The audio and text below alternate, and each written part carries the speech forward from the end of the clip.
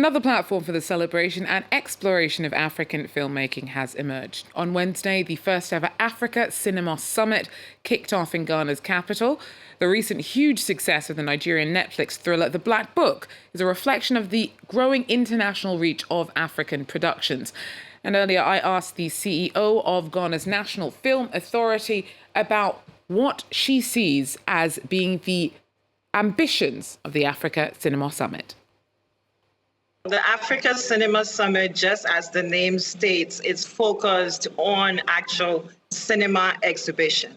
And so the marketplace is the biggest or one of the biggest gaps. And so you can have good productions coming out, but without a marketplace, filmmakers are going nowhere.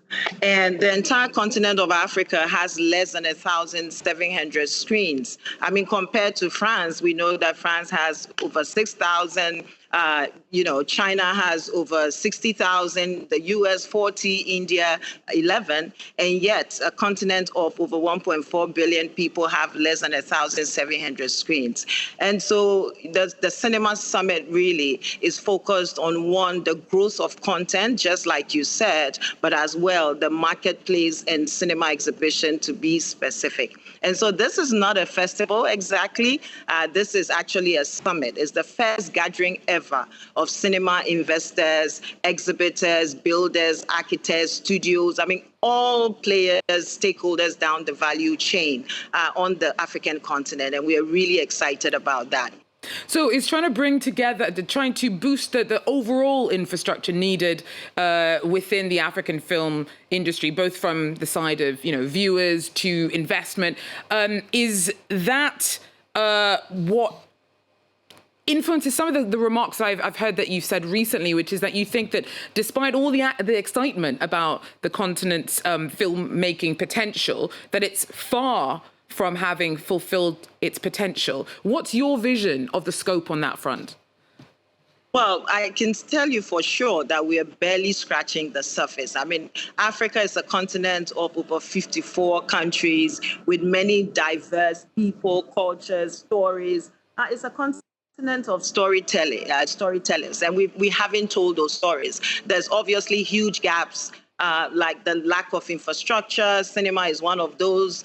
Studios are one of those. Funding is one. Training. There's so many issues at the table. However, without funding, the right funding and the right infrastructure, like I said, we are going nowhere. So we see that there's been some attempts and some successes, and we are grateful for that.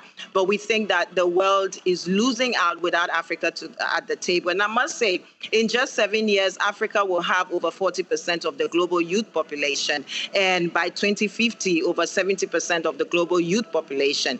And so, trendsetters, consumers of the future are going to be in Africa. And so if you have a continent that is barely watching the world tell its stories, but don't see themselves on screen, that is one, and then do not have the marketplace to be able to grow as well as make stories that can fill those marketplaces and reach its people, I think the world as well is losing out if we are not hearing stories from Africa, because there's so many beautiful stories here.